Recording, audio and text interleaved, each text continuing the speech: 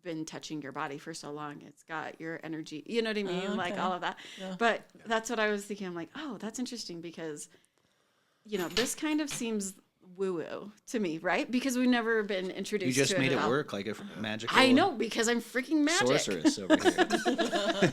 I don't even know my own abilities. Yeah, you freaking Just kidding. sorcerer. No, but I'm like, oh, they're kind of fun to play with, but really all it shows me is that, like, yeah, things have energy. We all have this energy, and things are adaptable with our energy.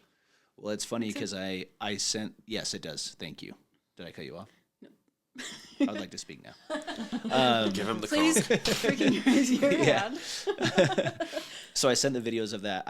I should have it ready to share, but there's a lady on Instagram that does them, and she just asks questions, and people send her the questions to ask, and then she'll ask, "Is this going to be the president? Is this going to be whatever?" Oh, yeah, she did. Things like that. She was wrong. She was wrong. Right. One thing. Well, they Okay. haven't had the elections yet. There's been a Yeah, couple but I things. thought she said it was Biden, and then he dipped out. Well, one of the times she asked, and it kind of like got stuck. Oh. But I don't remember if that was the exact question. Then Because I thought she had to come back and retract. I thought I remember her I doing think there's that. been things like that. So I sent it to a friend of mine who was like, dude, none of that is real. These people are crazy, blah, blah, blah. But that same friend has told me that his wife is a bit of an empath. Okay. And he and I both have a mutual friend whose dad, I'm trying not to out people here, but his dad was a stake president for years, super LDS, super good guy.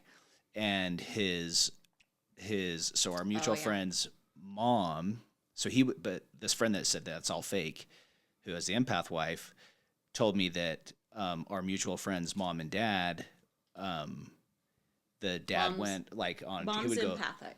the mom's a little bit of it. So now, our friend, now we're talking about our friend and his mom and dad. Well, the dad would go trail running and like all the time would go up and do these trail runs up in the mountains and then come back home. And she just had this thought of like, I need to go pick, I almost said his name. I need to go pick him up. And she just like drove up the canyon and ended up right where he was at. And he needed a ride. Like he wasn't doing well. He was like mid run and was just like, I'm glad you showed up. Thanks for coming to grab me. Yeah. And drove up the canyon and just knew there was no way to call him. The cell service didn't work. And she just drove up, grabbed him and came home. And so I'm like, oh, that's interesting. So that for him to believe in that, but it's the way I think about this too is like when you're sitting in a room and you look over and someone's looking at you, like how do you know that that's even happening? Yeah. You know what I mean? Yeah. And I think that's something that everybody can relate with. Well, and I like the example when you walk in a room and you know that there's something happening, like someone's fighting, there's something, and you walk in and you can feel it. It's like, you can feel without even knowing anything. You walk in and it's like, oh, what happened? Yeah. And it's just a feeling. You haven't seen anything. You haven't experienced anything. You just walk in and you can feel that collective energy. Yeah. I think you may be more sensitive to that than me. Well, but I thought, you don't feel that? But I do sometimes, yeah. There have been times when I've thought that, but I'm definitely not as good at it as you are, or as a lot of people I are. thought that was the vibe. Super universal, but maybe not as much. Well, I mean, I guess like, when you walk into a room and everybody stops talking, like that's pretty evident that something's going on, right? Yeah. You catch that. Yeah. But when it's just like, and there have been times that I'm like, morale's it feels down. I've been somewhere and just thought this feels off here. But I'm definitely more or less likely to probably feel it as much as you do. And not to out you, I don't want to get it. But I remember I thought we talked about it on here, but if not, like when you were, that you're a bit of an empath, that you would go to, when you guys were dating, you'd be in church and you could feel Kyle was there even without seeing him. Yeah. You could tell like where he would be. Yeah. But on that, so there's so many questions I think I have around that. But like, I guess like, what does it mean for you, for someone that is maybe more sensitive to that type of energy? What is that? Is that all it is, being an empath, or how would you describe it to somebody? I haven't researched a lot of what people would define as an empath. Like I know I know generally, and so I think there's probably a wide range of different people who are experiencing different things. I definitely feel a lot. That's like probably my main sense would be feeling.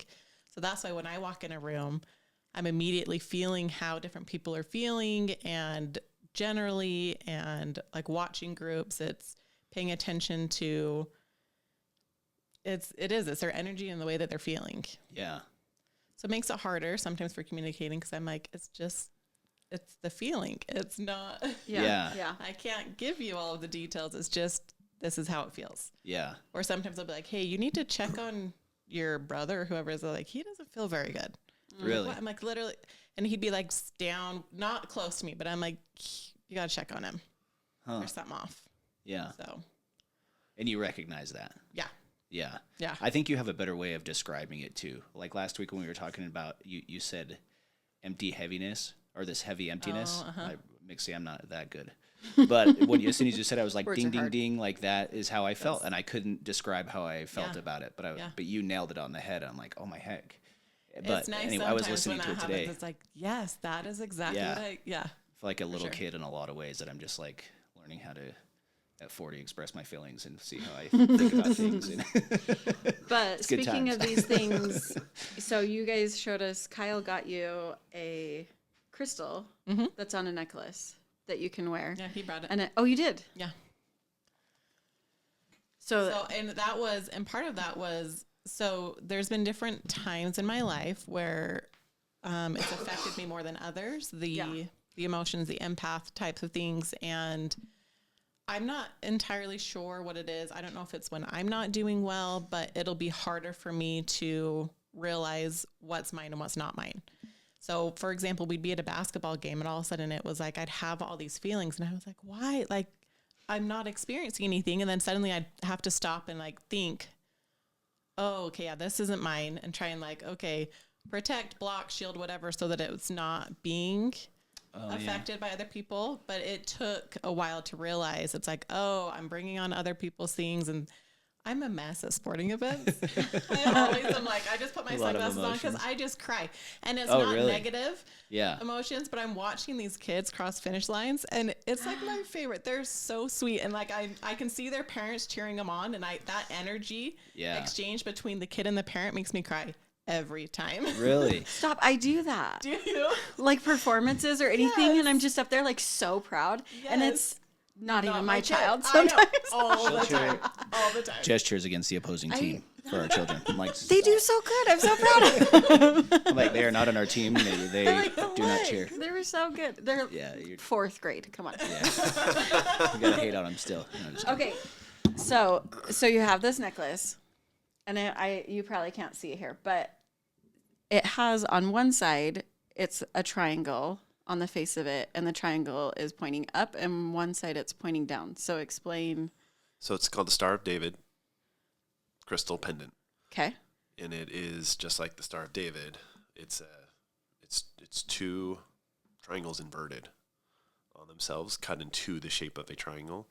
So in crystal technology, if you will, the pointed end is the male end, and so I have to say the sharper pointed end is the male end, and then the flatter pointed end is the female end. So if you have a double terminated crystal, the bigger one is the female end, and the more pointier one is the male end. Okay. If you don't have a double terminated one, the flat end is the female end. So if you got like an obelisk type crystal, the pointed end is the male end. So female receives, male gives, right? So if she is in a situation where she wants to protect herself, then she will point it so that the female end is touching her chest, because then it's her energy that is going out, and she's protecting herself from receiving anything. Okay. And then vice versa. If she's in a scenario where she wants to be able to feel people and read people or whatever it is, then she can flip it. And I don't feel this at all. I remember when I got it for her. So I got it, opened it up, was like, oh, this is so cool. And I'm like analyzing it and stuff. She opened it, she was like, oh, she could feel it. Like she felt the rock. I'm like, right, there's no connection. I have no connection to that whatsoever. Yeah. But she does. She feels them. Yeah. Yeah. So I'll get this one in a second, but knowing how she felt about that, I was like, this is something that'll be really valuable for her, because she tends to take people's energy on, right? Yeah. And this is just a way for her to protect herself from it. And she experiences it. She feels it.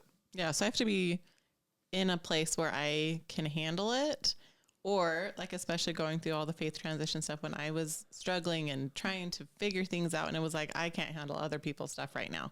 So I wore that a lot during that time where it was like, nope. And even sometimes now when I'll go in crowds, it's like, oh, I don't want to today. You know? Yeah. Like I just want to do my own thing today. And so I'll wear it, and sometimes I'll wear it underneath, sometimes I'll wear it on top, but just, I do feel a difference when I wear it. Huh. So it's like it's easier to exist when I wear it sometimes. Yeah. So for me, I know a lot of people with our backgrounds, right, think crystals are so crazy. But I was sitting there, and when I was going through rough times, I'm like, you know what? Like, first, you think Joseph Smith, like, how did he translate rocks? Okay, people. So I'm like, okay, well, it is part of it's not, history. yeah. Right? So like, it's not too far off there for me at least. I'm like, I can associate that and feel like okay with it. But also, my other thing was I would go, and at first I was just like reading the description of all the different crystals. Yeah. And then I'm like, oh, I could use that. I could use that. And then it was just, to me, I'm like, it's just going to be set as a reminder of like, okay, let's focus on this right now, you know? Yeah. These things that I'm struggling with, I'll focus on that. But I found, for me at least, that when I decided what I needed or wanted, it usually tended to be worse. So like I would choose my crystal to mainly decide, like to say, okay, we're focusing on this and we're going to like work on this today. That I didn't need that. So I said, okay, well, let's pray. So I'd pray. I'd set them all out in front of me. And then I would just open my eyes on the ones that I was drawn to. Because I still, even today, I cannot name what they look like. And I've used them on and off for a couple of years. You couldn't name what each stone is? No. Oh, okay. Or their properties. But I'll just, I open my eyes and I'm like, okay, this one feels right. And then by the end of the day, I would read the description because I still use my flashcards. I'm like, you chucked the by book. The end, went by your feel. By the end of the day, I was like, there it is. That's why I needed that one, right? Yep. So I don't know. I know that a lot of people are like, that's so woo-woo. But I think to me, it comes back to the energy and like it letting God, and for me, and the universe and, his creations, like help me in whatever way he sees fit for me. I'm actually shocked in being married to her that there is this whole underground hippie energy movement that happens that we. I know, she's so great. But there's a lot of women that are into it. A lot. Yeah. I was shocked, actually. I'm like, wait, you're into this too? We be at a party at my buddy's house, and some lady's doing like, was it tarot reading cards, and she's like reading us? Do you remember that? We didn't do that. They did have a tarot reader. But we didn't. I know that's kind of different. Sorry. No, I was kind of shocked at how many people were there that were like into the same stuff. I guess I should say. That's all I'm trying to say. Yeah, I think that it's getting more normalized, especially a lot lately. Mm-hmm. But I just think it's all in how you take it on, right? Yep. Like it can be looked as bad. I don't know. To me, it just was like, okay, that's I think you hippie, can use it to control your life. Yeah, or yeah, to help. yeah. Yeah, Ooh, that's same thing with like when people are reading the stars and planets, and they're like, "Well, this, and so then you're deciding how things are going to be, as opposed to being like, "Oh, I'm feeling that a little bit. That makes sense." Yeah. That's it. You're so good with words. Yeah, you did it. You guys win. We'll just kind of try and come up with a thought, and then you guys give it the good wordage. Well, if I can, I know this has been a little bit all over the place, but it's cool. One of the things I wasn't aware of, and I was Googling it even just this morning again and try to like understand it, but how crystals are used in just our technology today. That was one thing that you kind of brought it to earth for me when we were talking that it was probably last month or whenever when we went on that date. I think you were telling us about it. Yeah, that sounds right. But I didn't realize that like every major tech company that sells hard drives or memory, anything, chip manufacturers, are using crystals in that process. And then when I looked it up, so maybe you can help me clarify this, because it was when I looked it up this morning, it talked about, I was like, how is memory stored on a hard drive? And I think it said something about magnetism and how things move around. And then when I actually used the word crystals, then it said crystals are used. It's my phone's recording this, but as not a cylinder, as a, what's the word? Crystals are you maybe help us break that down and help us understand that more on like sure. bring it to You Earth just again like for us. assumed that he knows. No, he does. He does. He knows. He was the one telling us about it. So I'm curious. So it sounds like they can actually store memory. There's some things that I saw online that I'm just not sure what to trust or what to really what source has it right, and then a lot of it is in terminology that I just couldn't repeat to you like I'm doing now. In full clarity or transparency, I don't know the process they use to actually create the chip. I just know that they use crystals in it. And I've known this for a long time. And a fun thing for me was my little brother went to work for Intel. Oh, okay. And he worked in the fab. They call it the fab, where they made these wafer chips. I was talking to him about it all the time. I was like, well, how do they do it? He's like, I can't tell you. I literally can't tell you. I have an NDA, and it is detailed about what I cannot talk about, what I cannot say, what I cannot show people, because it's like proprietary information. Right? Really? So silica is the base element in quartz crystal. And silica is, so actually before I go there, so silica is in all of our cells. It's in all of the plant cells. It's in all of our cells too, but in minuscule amounts. Crystal, quartz crystal specifically, but crystal in general is what's called piezoelectric. So if you apply mechanical pressure to it, it'll produce electrical force, right? And so people have known this for a long time. Marcel Vogel, the guy who pioneered the cutting of these types of crystals, he was an IBM engineer and was working on radio technology back in the 60s and started to work with crystals more in depth. And he pioneered the crystal technology, was one of the people that pioneered the crystal technology that we use today for all of our communications and technology.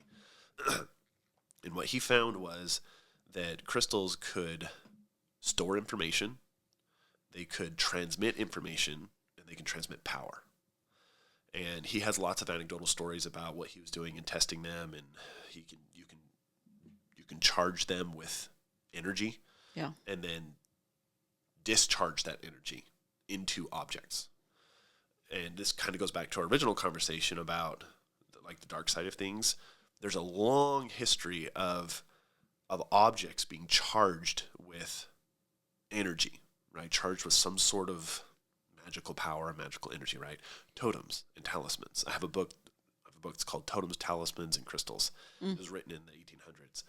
And it was all about the history of these, what he called devices that people would use to imbue themselves with more power or more energy or whatever, right?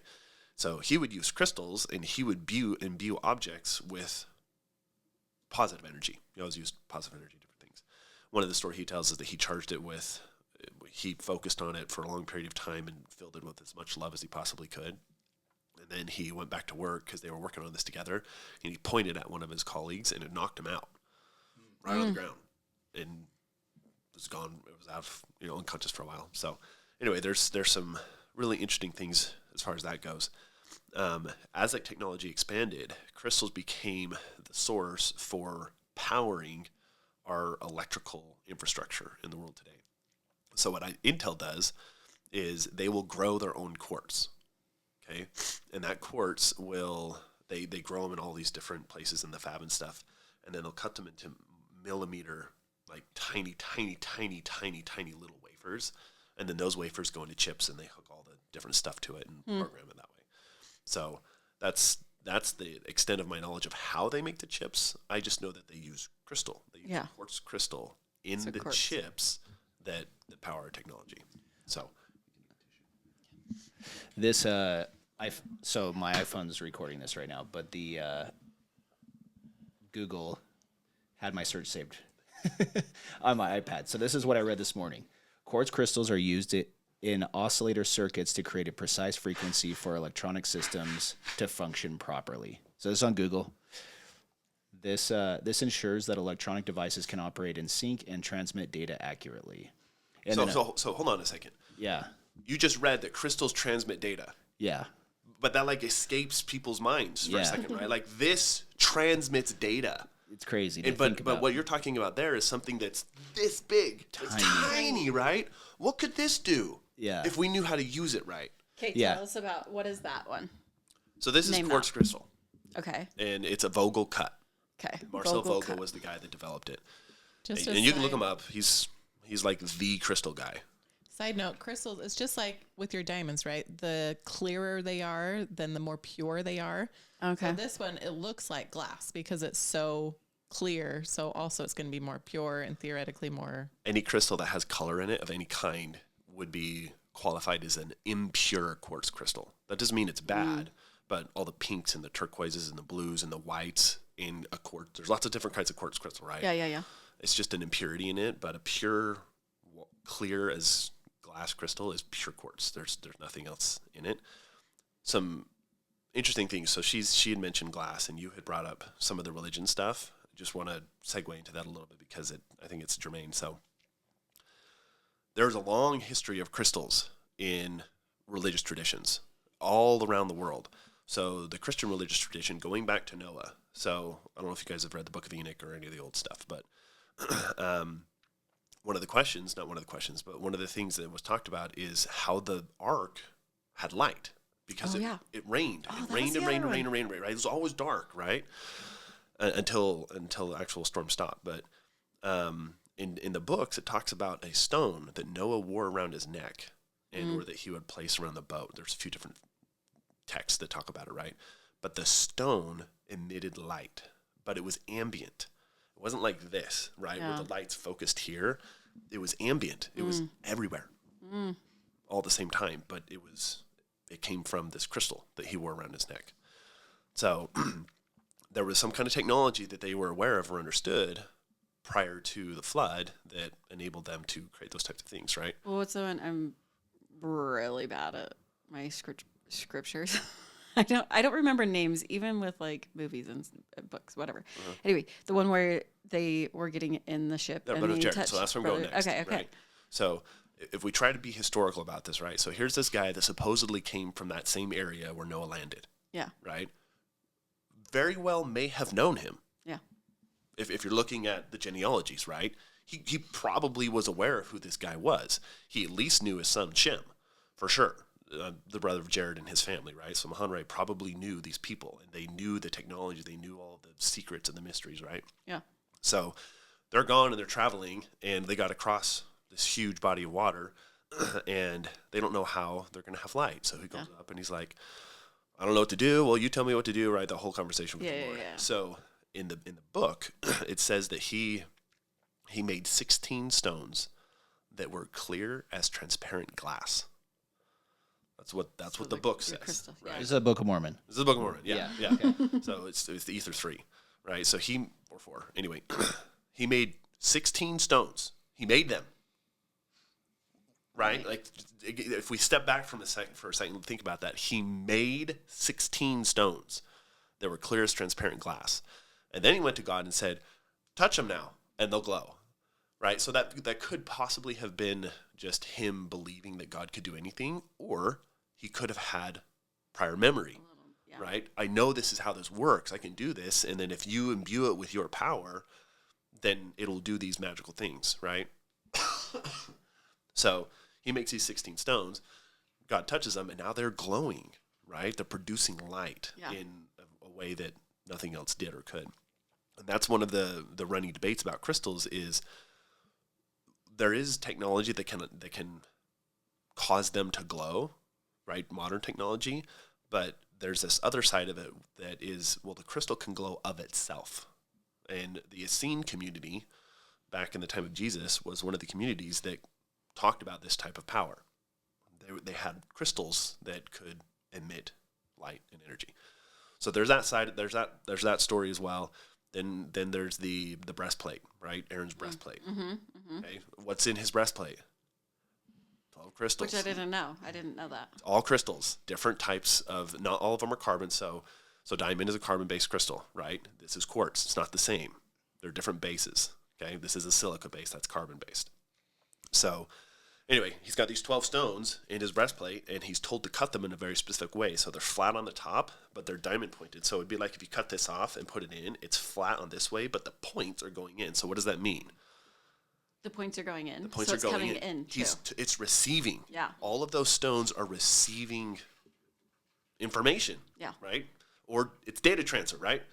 data transfer into his, and it's solar plexus too. It's all right here, which in the like esoteric spiritual circles, this is where God dwells here, right? Is in this center. Anyway, so he's got those, and he's got two other crystals right here, and that's how he communicates with gods. Yeah. He goes in the Holy of Holies, and he's got this whole thing of crystals around him so that he can communicate with the heavens, right? And then there's the Joseph Smith story, right? Yeah. He had a rock that was communicating information that he could see, and that's how the Borgin came about. And then there's the Hiram Page story, and then there's all kinds of stories of people finding stones.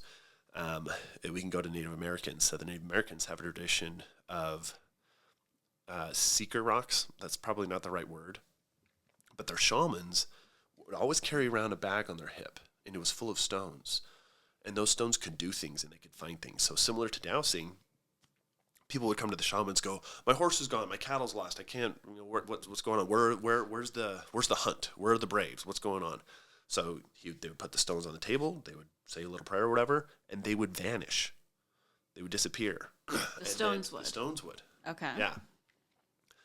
And then they'd come back at some future date, and they'd show up on the table, they'd show up on the couch, they would just show up somewhere, and then he would communicate with the rocks. Mm-hmm. The rocks would tell him, oh yeah, the cow got out and it's down over by this water feature, or the Braves will be here. They're at this pass right now. They'll be here at this time. And it was right. They were right many, many, many, many times.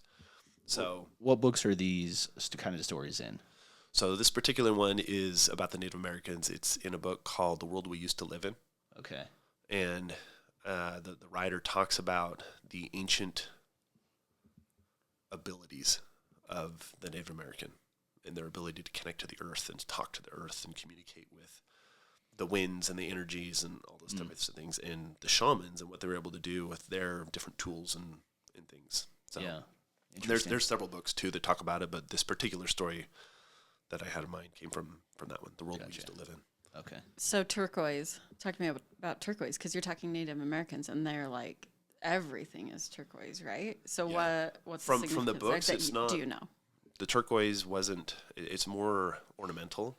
Okay. From what I've read, now that obviously could be not all the information, but the rocks they would use, they would find after lightning storms. This is from that book too, right? They would be rocks. They would walk around plateaus after lightning storms, and they would find rocks that weren't buried, and it wasn't anything special, right? It wasn't like, oh, this is a glowing rock. It was just a rock that was setting on the dirt. It wasn't embedded in like the rest of the terrain. It was something that was just setting on top of stuff.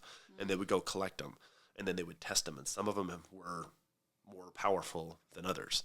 So it wasn't any particular rock that I'm aware of, or any particular type of rock.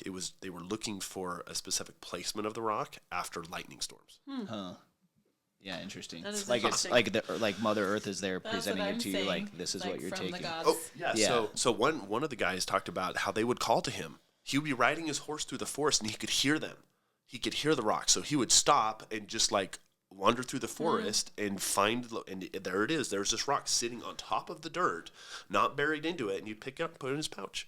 And he would collect these rocks that talked to him. Huh. So again, more of this other world where it's like, yeah, none of that's testable. Yeah. You can't measure that. You can't hook it up to a device and see if it's valid or real. Yeah. So if they're talking to him, did he explain if it was like in a feeling, or if it was like a voice that he heard, or something kind of like, you go ahead. It was a lot in the head. Okay. Right? They would communicate with them, and not all of them went into details, but some of them would actually talk to him. Yeah. Like they were having a conversation with somebody else. Wild.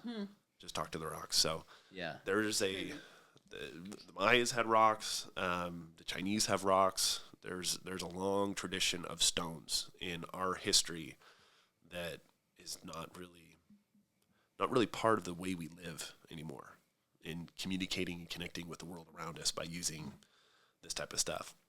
And there are some people who are gifted at it.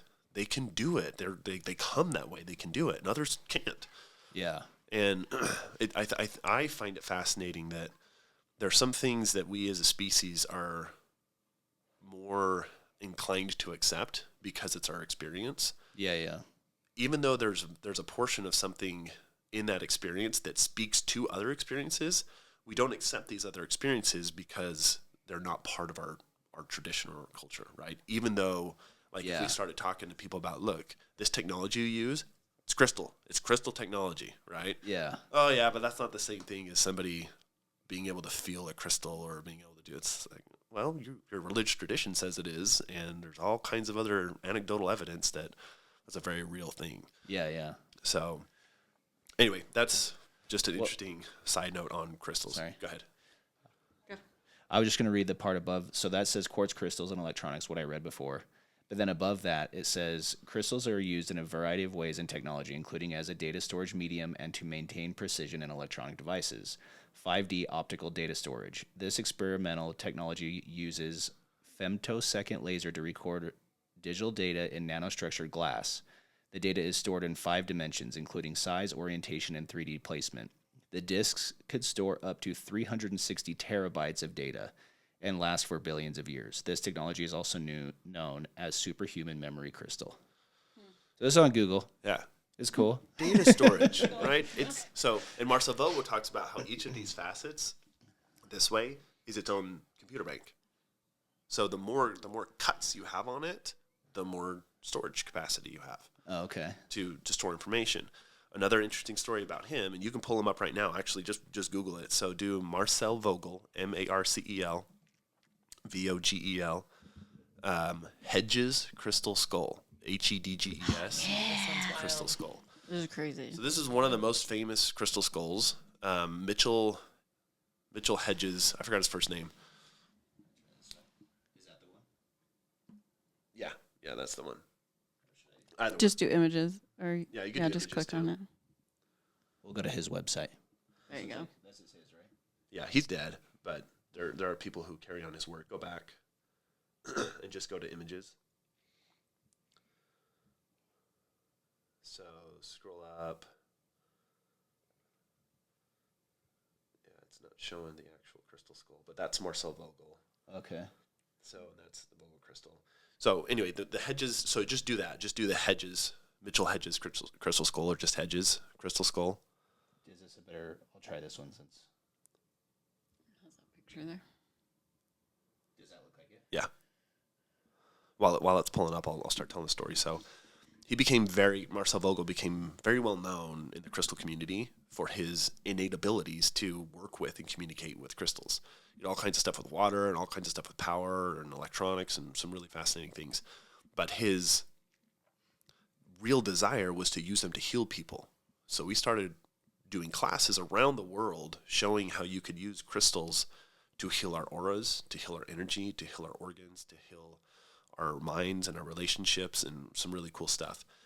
The daughter of Mitchell Hedges, the guy that found the Mitchell Hedges crystal, became aware of him and invited him. Would you like to come and see my crystal skull? So naturally, he goes up there and takes a look at it. So this is one of those. I just did Hedges, you said, right? Marcel Vogel Hedges. The other one wasn't coming up. Or what? It wouldn't load. let's do this one. No, that was that same one. Yeah, no, it's right here. This is the story. So I'll summarize this story. Okay. So he goes to this lady's house who has the crystal, and it's about this big. Okay, so it's not a big one, and not very many of them are big, but this one in particular was so unique because the jaw could detach. It was 100% crystal, but the jaw could detach, and it was perfectly carved. Right, it looked just like a human skull. So in process of seeing it, he asked the lady, like, do you want to go on a journey? And so he gets the crystal and he draws it in to his solar plexus area, and he's holding it basically like this. And then he does some breath work for a minute. And as he's doing the breath work, the crystal starts to glow and glows some more and glows some more. And then he asks the lady, he's like, you're going on a journey, right? So he tells her to look into its eyes. Okay. No thanks. Yeah, right. Hard pass. Yeah. All right. So look into its eyes, and as he does so, or as she does so, in their mind's eye, they're transported to this temple somewhere in Central America. It's a domed temple. There's a hole in the top, lights coming down, and on this pedestal on the ground is this crystal that is sitting there. And then in come an older gentleman and a younger gentleman dressed in white robes, shaven heads. They come up to the crystal. The younger one puts his right hand on the crystal, puts his left hand on the guy's head, and just waits there for a minute. And then that guy leaves. And then two young kids come in, a boy and a girl, same thing, all in white, so it's a priest class, right? They come in, both have shaved heads, and he puts his left hand on the crystal and his right hand on each of their heads. And what's communicated to them is this was their method of information transfer, so that the knowledge gained by the previous generations was handed down through this crystal. They could store all of their knowledge in the crystal, but then transfer it. Right? So crystals store information, transfer information, and generate and transmit power, right? Yeah. They would also use the crystals for power sources and power structures, right? Then they were also given a whole bunch of information about how it was made, how it was cut, the technology they used to do it, which was nothing that we have today, and super fascinating, right? So they get done, and he has this experience with this lady, and it's really cool, right? So for me, just another example of, now he could have made it all up, right? Who knows? But this lady had this experience too, and she has a third-party account of it. He also went to Stonehenge, Marcel Vogel did, and had his own experience there, and it is his belief that Stonehenge is a library. Oh, yeah. He said these stones are filled with information. Filled with information. We just don't yet as a species know how to access it.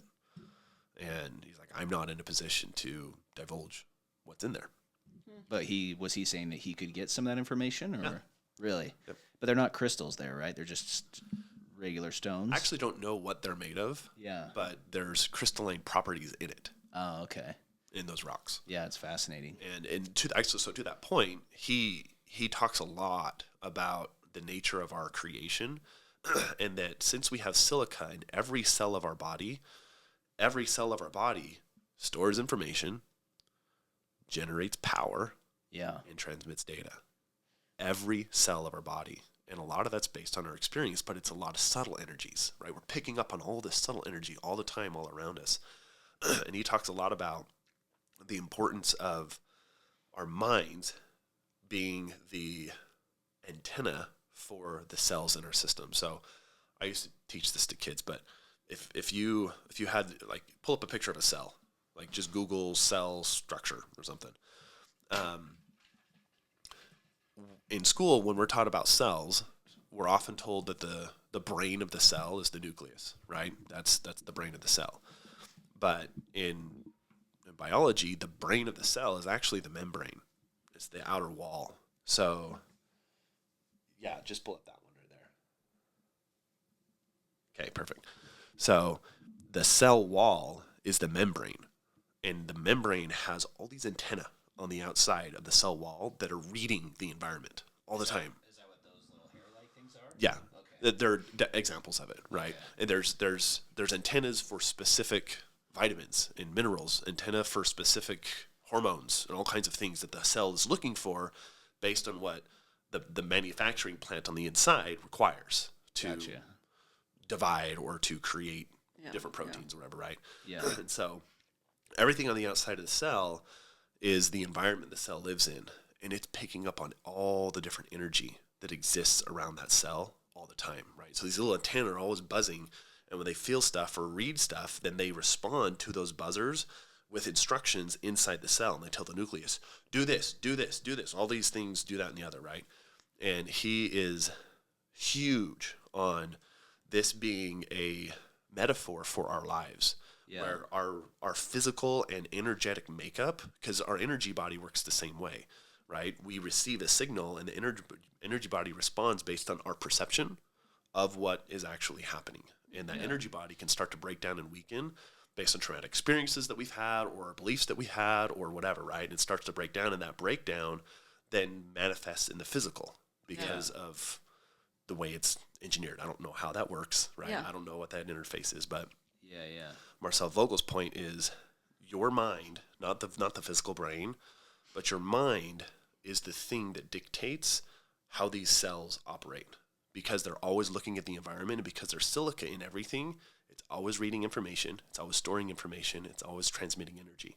The energy isn't necessarily good. Yeah. Because you can imbue these things with some pretty dark stuff, right? There's actually some artistic work of Jesus having a wand and doing his magic, right? There's depictions of him having a staff with a little crystal thing up at the top too. Yeah. In ancient Jewish tradition, the staff of Adam was a very powerful tool that was used pre-antediluvian to do magical works. It was a rod, kind of like the Harry Potter wands that had it's got phoenix feather inside it or whatever, right? But there's a lot of lore around ancient stuff that's crystal based. Where's the silica in the cell? It's in its route. It's in very small amounts. Yeah. But every cell has it inside. They've identified that scientifically and everything. Yeah, you can look it up. So where I heard about this the first time was, and I have a little bit of, I actually really like him, but I have a little bit of a hard time, I guess, understanding everything, number one, and maybe that's the biggest part of it. But with Billy Carson talking about how our cells hold, how much data did he say? And maybe you were, I don't know. It was like it's a lot. A lot of data can be stored in one cell. And then he related it somehow of how it related with how old we are as a species. And I wish I could remember how he said it. Yeah. But it holds each cell holds so much data. So that's where he's getting that from then, because I don't know where he's getting it from. Yeah. This is just what Marcel Vogel says about the nature of our creation and how silica works in our bodies from a crystalline standpoint. Yeah. Another thing too is our pineal gland, right in the back of the brain. So look up. Is it pineal? Is it in the back? It's in the back. Oh, I didn't know that. The pituitary's in the front. So you have your midbrain, right? Pituitary's in the front. So look up a cross section of the brain.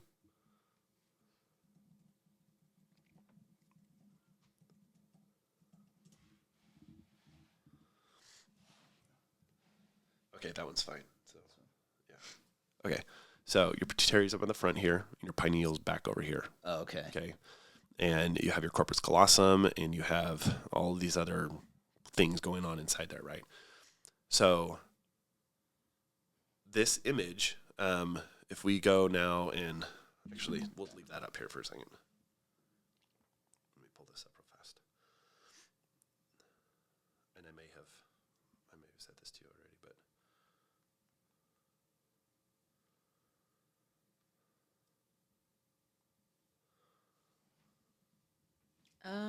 Okay. Okay, so you have the pituitary gland, the eye of God is the pineal gland, and you have your brainstem, and you have your corpus callosum, right? It's the exact layout of the midbrain, the inside brain. Yeah. Right. What's that eye called? It's the eye of Horus. Eye of Horus. Okay. Yeah. Who is Horus? Or where did this come Egyptian from? gods. Eye of Ra, eye of Horus. The left eye, I always mix them up. Left eye is, I think, the eye of Horus, and the right eye is the eye of Ra. Okay. But they're symbols of power. And what's interesting is in the Book of Abraham, the facsimile, Joseph Smith identifies that symbol as the priesthood. Huh. Mm. So in physical terms, when we look at the midbrain, the pineal gland has crystals in it, little tiny microscopic crystals. And those crystals, according to some people, can be activated through movement of the cerebral spinal fluid. So the cerebral spinal fluid is all around the outside of the brain, all this yellow stuff, but then there are ventricles up inside here where the cerebral spinal fluid flows, and then it flows all the way down, but it goes further than your vertebra. So you have 32 vertebrae, and then you have your sacrum, and your spinal cord ends, I think, at L5. It doesn't continue to go on. It breaks out, and you have your sacrum, and you have all these nerves that come out from your sacrum, and it's not the spinal cord anymore, right?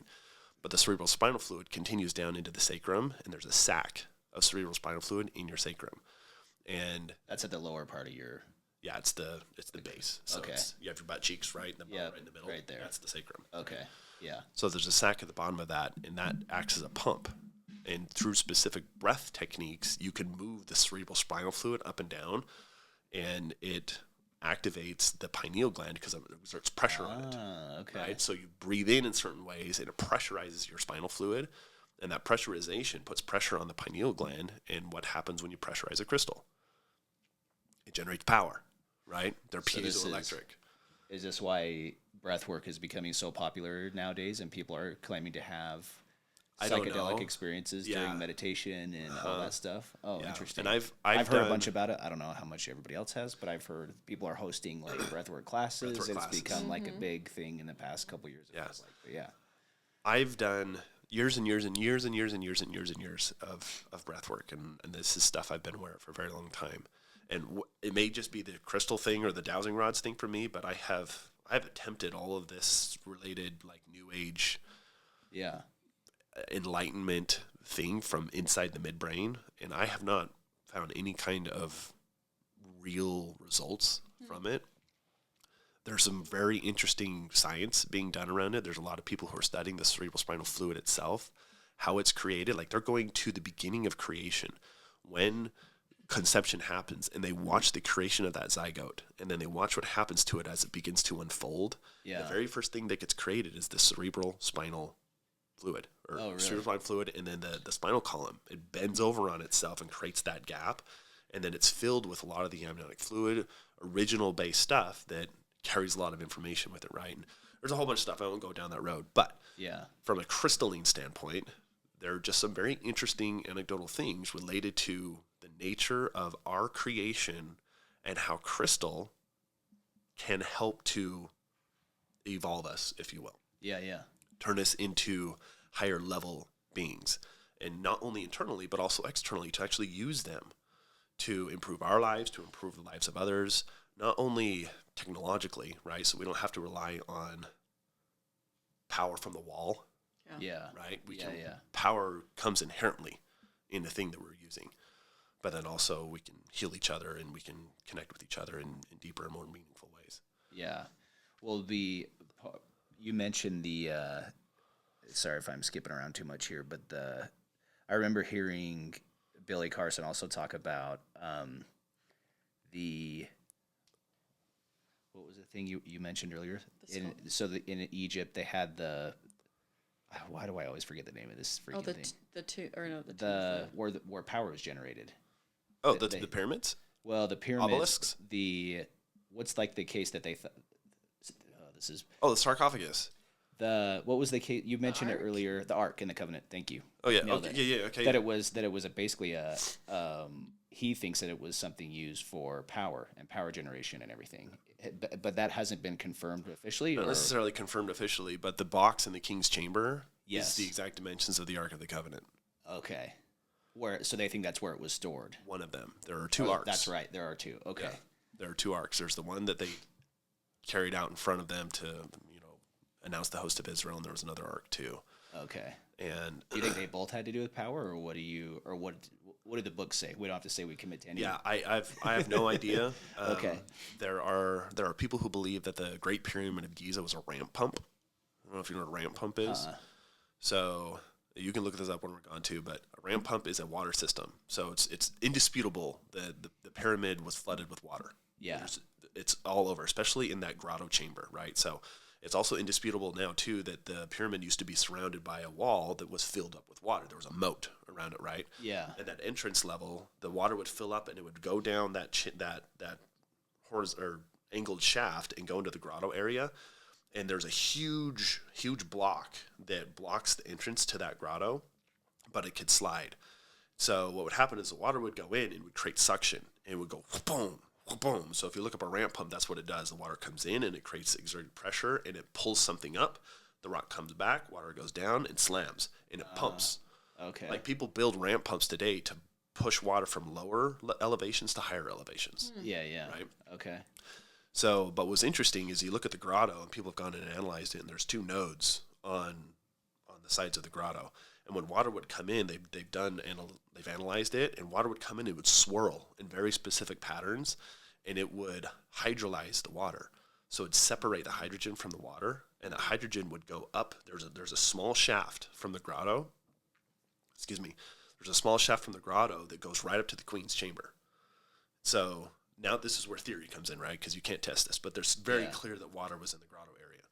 Anyway, hydrogen would go up as a gas into the Queen's chamber, and it would that whole chamber is resonant. The Queen's chamber is. And what do you mean by resonant? Sorry. If you go look at it, it's shaped in a very specific way. Oh, okay. And that it was attuned to a specific resonance. Oh, okay. Like a frequency. Frequency. Okay, got it. Anyway, the hydrogen would go up, it would ignite, get up to the King's chamber, and it would produce this energy connected to the ark that was in there. And then that energy was transferred to the obelisks around Egypt and would produce power and light. Huh. Yeah, fascinating. And that's why true or not, I don't know, but yeah. Well, I think he was trying to make a case of why everybody wanted it or why there was, I don't know all the history behind it all. That's why I think I don't know what books to start with, dude. I'm like, I bought one of his, and then but he's always trying to sell something too, and then he has his trips to the pyramids, and I'm like, I like a lot of what he says resonates a lot with me, but I'm like, what books am I missing to get caught up to understand the basics? The best thing to do is read people's bibliographies.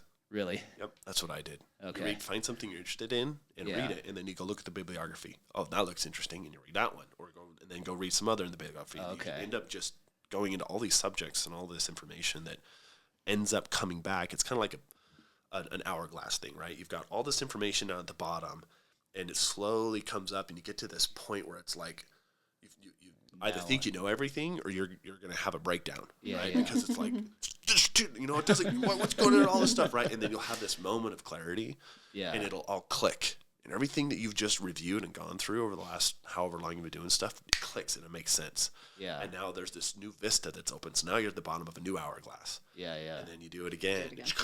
Right. You do it again. And it's just like this endless journey of information. Yeah. And it's hard too because a lot of it is just information. Yeah. For me personally, I have no way of verifying truth. Sure. For myself. So you should read a lot. But anyway, there's cool. Crazy. That's cool. Yeah, it is. It's way cool stuff. I went down. We had talked right around the same time. I think I heard who's the actor that was just on Rogan that we were talking about. That Terrence Howard. Yes. And then he did another podcast with Eric Weinstein and Joe Rogan. Did you listen to that one? It was pretty interesting. Weinstein was really quick to try and straighten him out, which was kind of fascinating to watch. But he was also pretty good about giving him like, hey, you're onto something here. Is it Flower? Yeah, it's Flower of Life. Flower of Life. That's what I was going to call it. So the Flower of Life. I think that's the part that Terrence Howard says that he got from essentially an angel gave him that information. Yep. And Weinstein, if I remember right, was kind of telling him this. He's like, you may have something here, but you need to be careful on how you go about this because you're not a scientist, you're not a mathematician, you don't understand that dichotomy explained at the very beginning, right? It's science rules, so you cannot claim something that cannot be measured and tested by our technology, by our systems. Yeah, it's like that's so limiting to who we are as creatures, as creative beings, and whatever our creation is. Like I have to trust like this. Yeah. I'm an organic nuclear generator that has way more to me than just tin and circuits and wires. Right. Yeah. So it's challenging. Anyway, yeah, it's pretty interesting. I'm curious to see what they come up with over the next several years with all of that. But anyway, I think we're in for. I think yesterday I was listening to a podcast with it was on Ed Milet. This guy, do you know the name of the guy that's in all the anti-aging stuff? No. But this is kind of chasing a bunny trail here, but Eden's good at that lately. He'll start on a trail and then he'll be like, Kyle, what do you know? Kyle, what do you know about this? And then Kyle will send him all sorts of stuff. I kind of got thinking about it because you were mentioning stuff about just the cells, and I was listening to this anti-aging podcast. It was Ed Milet. The guy has been on. I'm going to tell you because he talked about how they're growing these tiny brains in labs. And they're giving them dementia, they're aging them, and then they're bringing them back. Wild. Like, it's happening. I think he said they started with, I think they were doing rats. I wanted to say for a minute I thought human, but I don't know that's right. And then he talked about how they're already starting to cure, like, blindness And he says for every year we live right now, we're adding 3 months onto life. And eventually we'll get to the point where we start to anti-age, where we're going to reverse it backwards. Interesting. His name is on my phone over there. Where do I see that I'm? Your shows. Go to your show. Here. Oh, did you get it? Oh, it must have been was it an old one? Oh, yeah, here. Right there. David Sinclair. Have you heard of him? Yeah. So he was the one that was on there talking about it. And I'm pretty sure he said, I can take one of your skin cells. He's like, I can't do it because it's illegal. I can take one of your skin cells, convert it into sperm somehow, fertilize an egg, and basically clone you. Right now, this is the science that they have. And then he talked about CRISPR and how they can get into the genes. And he's like, your DNA is just a code. And we get in and we can adjust things, which kind of gets into a whole other type of science and spirituality. You've heard of the company that is wanting to grow humans now. So I've read that they have like actual brains running. I didn't read into it too much, so I shouldn't talk about it, I guess. But I don't know. I'll send you the link. So Okay. there's a company that wants to grow humans, like from the beginning. Like they conceive them and all the stuff. So Why? because now you have a Backup body parts and you organs. have people. This is the island. Yeah. Have you seen that movie? No, but No, I it's could see so where it's real. going. Yeah, but you have, for the first time in the history of the world, you have human beings that are literally owned by corporations. Property, not because of some theory of slaves or not, right? It's like I can dominate you so I can own you. It's no, I created it. Yeah. Whereas before that, it's two human beings that create another human being. But now there's a corporation that's able to use this type of stuff to create human life through the use of other human life, right? So they're not doing it from scratch. Yeah, right? yeah. But they're using human life to create human life from scratch, and they now own those beings. They own them. So it begs a whole lot of questions about human rights and Yeah, I was just gonna God-given say. rights, and about how do you control any kind of appropriateness about these people that are owned by a corporation. Yeah, it's like another level of when are you a human? Uh-huh. And You know. what is life? Yeah. Shut it down. It's Shut it down now. Yeah, it's crazy. I know where the whole AI and technology and where things are going, and that David Sinclair seems to have he seems well intentioned, you know. Yeah. You just never know, like They all do. really any of it, and where the core of the heart of all of this is. And he talked about how they have big investors and they have a lot of money behind this, and I think he even named Amazon. What's his name? Bezos. I think he mentioned him. But anyway, there's a bunch of these just like billionaire guys that are like, yeah, you guys are clearly onto something here. Like, let's see where this goes. And that's sometimes scary. where it goes bad is the Yeah, investors, because they're the right. ones who control it. yeah. They're like, oh, cool, you got this far. Okay, now. And I could be wrong. I thought he mentioned him. I thought he named a couple people. But yeah, exactly. That's where it gets scary. It's like, oh, it would be nice to not have my eyes age, and it would. But then you kind of get into like the Gigi Young stuff where she talks about like, at what point are you? I think death is a part of the cycle of life, Sure. you know. And so if we're just continually changing who we are and evolving into something else, who One of the theories of aliens is that they've literally done that to themselves. You just showed me that. What? Wait, was it one of the things that you sent? I don't know, but Where did I see it? Where it was like Gigi Young talks about that, right? How the Greys they've essentially cloned themselves so that much. dude. that they've turned into what they are now. Yeah. So they were once us, but now they're living as that. Yeah. And then there's also like, I don't know how it all ties together, but I was listening to Tucker Carlson on Rogan not too long ago, and he talked about how he thinks there's a real spiritual component to the whole alien thing, which was pretty fascinating. And it resonated, but I'm still trying to figure out why. That guy that you're just listening to, that you've been listening to, he's like channeling who? Oh, yeah, the Bashar guy I asked you about. That's another real thing. That's another Instagram reel, so you can look him up. But there's this guy that claims to channel this being who I actually watched one this morning where it said he's a hybrid of like us and something else, where he said, this is who I am, and we're related, and this is how. So it kind of goes along with what you just said. Yeah. I sent it to her this morning, and I'm like, this guy claims to channel it. The people ask him questions, and And if you want to say anything about it, you can. I don't know if you. Had you heard of him before? The Bashar. Yeah, the guy that. Yeah, I've heard of that entity. Yeah, and that's something that it's so freaking scary. I was just gonna say it freaks me out. Yeah, it's so freaking scary because I think it's real. Really? Yeah. I think it's very real. Very, very, very, very, very real.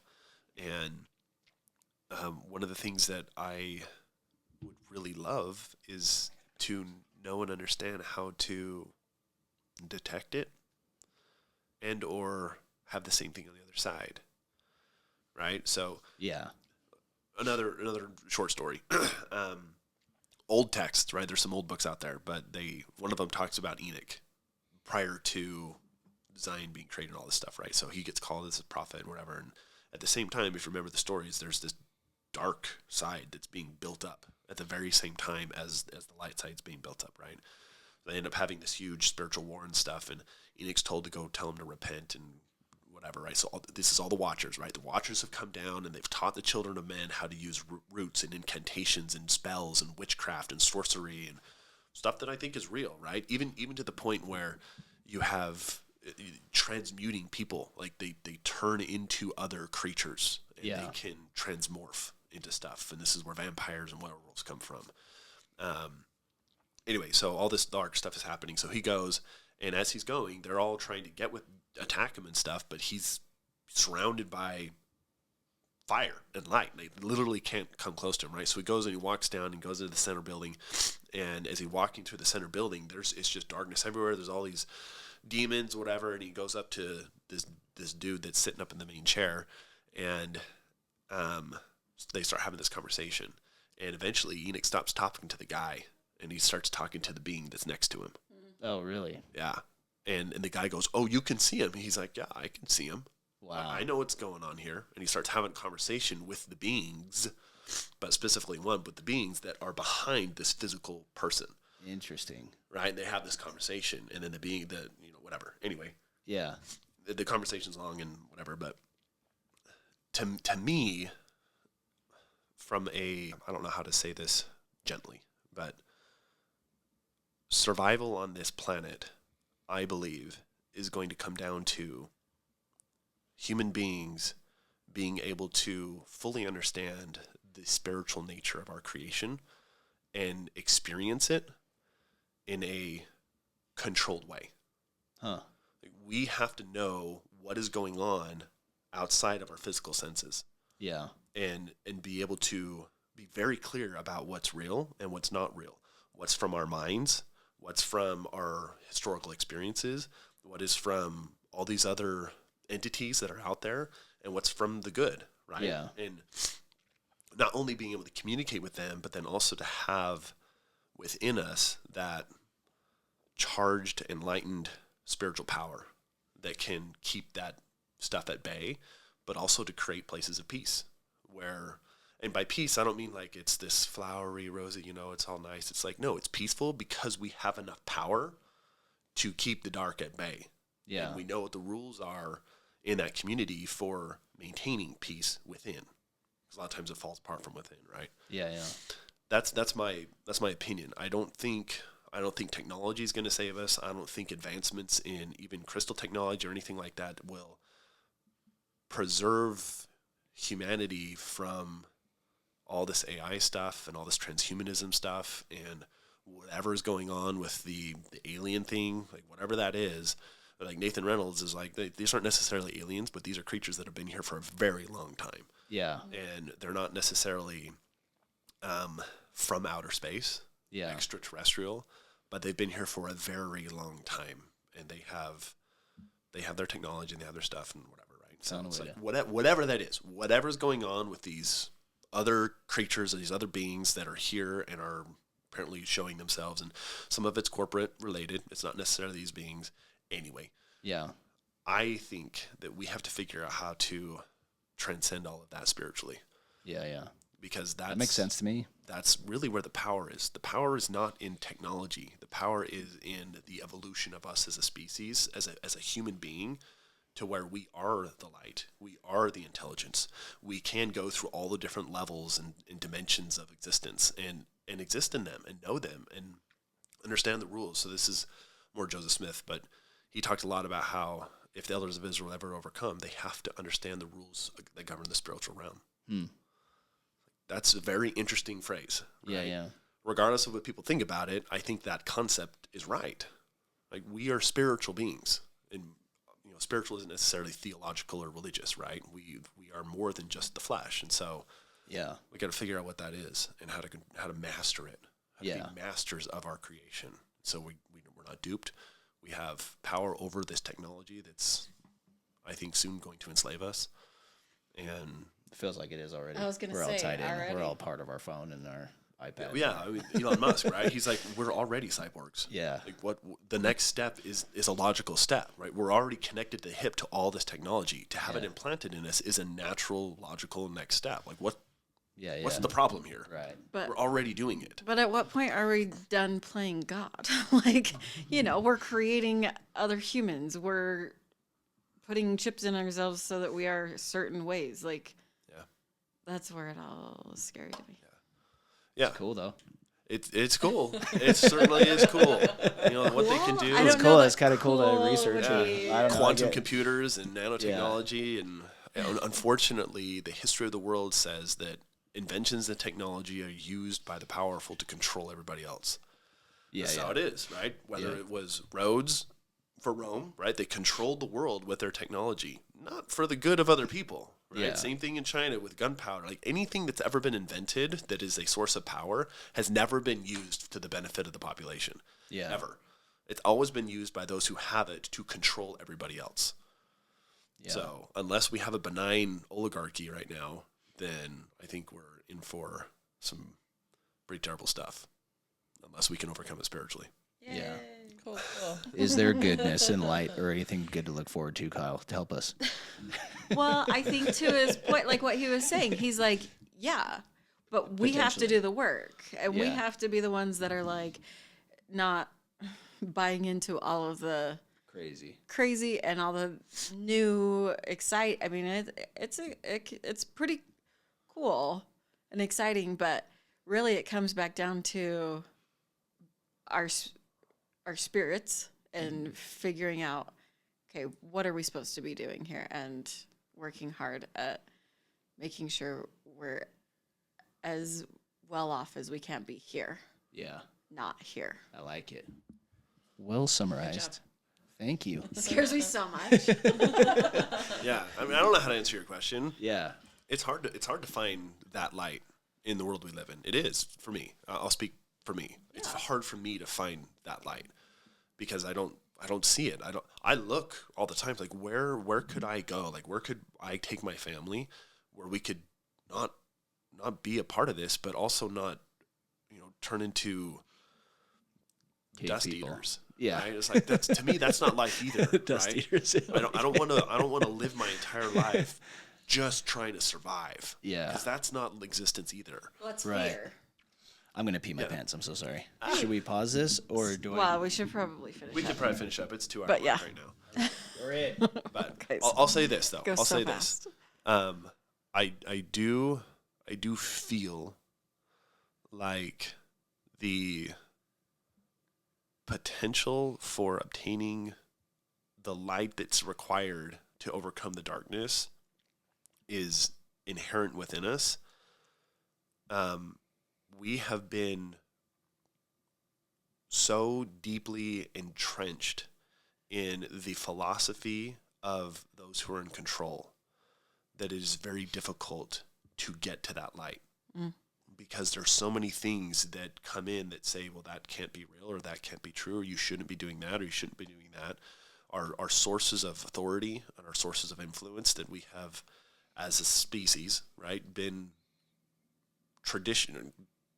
acculturated to say, this is where I should go to find information or go to find truth or whatever it is, right? There's so much of that just gets in the way of just being quiet inside without having all of those external things. I think the potential is there. That's why I said potential. Yeah. I, for myself, even with the experiences I shared last week with my own journey, whatever it wasn't because I was doing anything, right? Like I said, I wasn't in any special form. I hadn't come back from Tibet because I'd been there for 8 years training to be a monk, whatever. And now it's just stuff happened to me, right? Yeah. But I don't know how to activate any kind of spiritual connection for myself. I think the potential is there, but I know for myself, there are a lot of distractions that get in the way of any kind of consistent and true connection with whatever divinity is. So there's a lot of noise. It's hard to find quiet places, I guess, or quietness, right? Yeah, well, it's really getting the noise out of you. I see. Yeah. I see. It's in us. It's our traditions. It's the way we think. It's the way we believe. It's what we believe. It's why we believe what we believe. It's why we do what we do. It's all the stuff that's in us that's got to get like peeled away. Like, oh, okay, and that's painful and hard. It's like, this is how I grew up, or this is what I was taught, or this is whatever, right? Peeling all that away until this is what I learned from being pruned, right? It's like peel it all away. I was like, wow, there was a lot of stuff that was just like baked into me that I never really thought through. So that's what I meant. Getting rid of all of that internal noise so that then more direct communication can be had. Put the phone away, sit quietly, go for a drive, go for a walk. Think about why you believe what you believe. Yes. Even write it out or write it down. Think about those are why some you thoughts feel I've had how lately. you feel. Yes. Jordan Peterson talks about that, writing things out, getting clear on your thoughts. I think that's half my problem is I listen to so much and that I don't take a minute to just like journal what I think about it. Or last week I took a note of this, but Stephen Pressfield has a book called The War of Art, I think is what it's called. And he talks about accessing the muse, and a lot of the challenge is just like sitting down to do something. And then I think he relates the muse to like the gods, but then that's also where he's like, when I sit down to write something, I don't always know where it's going to go, but then the muse, where does that thought, where does that creativity, where does that come from? And I think that's part of at least how maybe we access some of that. Last thing, then I'll shut up. So no, you're good. I might wet my pants. Yeah. So can I hit pause and come back? Yeah. I can't even think right now. I literally. It's a weird feeling. I'm so sorry. Do you want me to pause it here? Yeah. So you can go. You can have it on the recording. I want to hear it. One of the things that was really valuable for me was starting to. Why do I have such a small bladder? Okay. Because he's probably ready to go too. Well, no, it's just like 10 seconds. And so, you want to pause it? I guess we'll wait. There's something called the selfish ledger that Google put out. Trust it. The selfish ledger. So it's this idea that all the information we have inside us is not us. We are carriers. We are hosts for the information. And that the information can be called a ledger. That ledger is then transferred from generation to generation, and the ledger expands. But we are not the ledger. The ledger is something else. And that ledger can then be directed through experiences and through information. So Google's AI and Google in general has been talking about this idea of the selfish ledger to the point where they can manipulate the behaviors of populations towards a specific goal. So now you have on your phone, right, where it's like, what do I want to accomplish? And it'll give you all of these suggestions, right? And the closer that it can, not for you, that's the other thing. It's not you. It's your information. It's the ledger inside you, right? Because all of our interactions with the web create all these data points about who we are and what we like and what we're about. Even if it really isn't, right? We're just kind of participating in something that creates this ledger, and then the ledger exists independently of the human being, but the AI can say, this is what this person wants to accomplish. Here's the goal. And if there's nothing out there that can accomplish that goal, it'll generate one and then suggest it. So it's this art of suggestion all the time, It's kind of like they said, that our feeds are, what's the word? Yeah, it's like an algorithm, and it's feeding you the information that you want, right? So it's not. Well, it's feeding the information it thinks you want. Yeah. Right? It may not be what we really want. It's really what it thinks that we may want because of our ledger. Yeah. And that's how we become robots, because now we're not an independently thinking human being, It is this Run away from me. We could call it artificial intelligence, or we could call it super intelligence, because it's not necessarily computers anymore. It's something else that's controlling it. But one thing that really helped me in so far as what we were talking about with eliminating all the inside stuff, this comes from Nietzsche. I don't know if you've read Nietzsche. A little bit. I think I have a book upstairs. Nietzsche was obsessed with this idea of psychological prejudices, and he would really, really give other philosophers a hard time because everything that they did, they would try to justify with the ends they've already created, right? It wasn't true intellectual honesty. It was, here's my theory, but I'm just trying to make sure it matches up with my already concluded position, right? Gotcha. And he's like, no, that's a psychological prejudice. You're not actually thinking through the thing. You're just doing it from this position that you've already concluded on, right? And so he had this list of psychological prejudices that he would just rip on people with. But one of the things that he was very, very, very adamant about is making sure that the decisions you make are yours, which can seem very simple, but you start to peel that back. And the way I took that was, anytime that I'm just driving down the road, this is how I used it because of my commute to work, right? This is kind of how I started. So commuting back and forth to work, when a thought would show up, I'd go, where did that come from? Right? Not necessarily to identify the source, but it was like, is that me? Like, do I really think that? Is that really me that's thinking that? And in some cases, it would be this negative thought about another person, right? And it was like, I don't really think that. Like, I don't really, really think that, but it was presented to my mind. And I became more and more aware of things that were presented that I did not identify with. And whether, I mean, we can say it's the adversary or the devil or his minions or whatever, or our lizard brain, whatever it is. In the end, it didn't matter. What mattered was that I made my own choices with the information that I had, right? So it took a lot of work to really start to think through it all. Okay, was that me? Was that me? Or is that really what I think? Do I really think that? No, I don't think that at all. I don't even know where that came from, right? But what I found was that in the past, I would consistently behave based on some of those suggestions unconsciously. I didn't even know that I was behaving in ways that I did not think through. It was just because something was suggested to my mind, and it happened to coincide or align with some principles that I did have, but it would like skew it, right, a little bit. And maybe it wasn't even bad. It wouldn't necessarily skew it. It just wasn't authentic. It wasn't something that I had decided. And even if the information is presented, you still have to choose to accept it or not, right? It's not like, okay, here's your algorithm. You have to follow this thread now, right? And it's like, I can choose not to do this. Same thing, right? The thought comes in, you choose not to do it. But for me, that was a huge step forward in eliminating that internal noise of identifying this is who I am and what I think, to the disregard of all the other suggestions that come into my mind and heart, so that I know that I'm being authentically me in every moment that I possibly can. I love that. Anyway, that was it. That's awesome. Yeah. That's hard. It's very hard. Because you come unconsciously you're continually being programmed, right? And unconsciously to those around you too. Mm-hmm. So, crazy. Good job. That's awesome of you to be able to. Oh, it's a work in progress. Yeah, but that you're aware and trying to continually check back in, you know. Yeah. And what's the thought behind the thought? Behind the thought, and where did that come from? And then I just crawl into a hole, and I'm like, okay. Time for now. I'm so tired. Yeah. No, that's cool. Thanks for sharing that, man. Sorry, I had to take a potty break. That's good. It's the downside of trying to stay hydrated in my old age. Yeah, you guys can go watch the Selfish Ledger video now. Yay! Sweet. Get our popcorn ready? It's only 5 minutes. Oh, okay. All right, well, send us more stuff. It's Sunday. We got more stuff to do today. Just Google it. The Selfish Ledger. It's just a video. Okay, cool. And it goes through that philosophy of you are not in charge. Yeah.